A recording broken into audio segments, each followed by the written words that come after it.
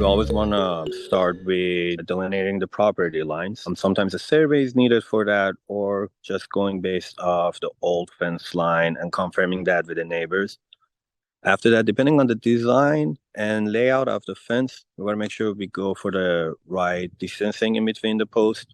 Minimum would be about 4 to 6 feet, sometimes as wide as 8 foot on center.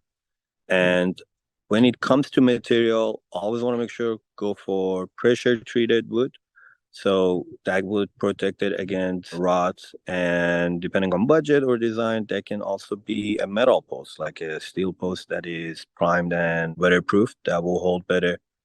And depending on the area and the weather conditions, then we gotta check the local codes or guidelines and make sure the post is set deep enough into the foundation, maybe even past the freestyle line of the area.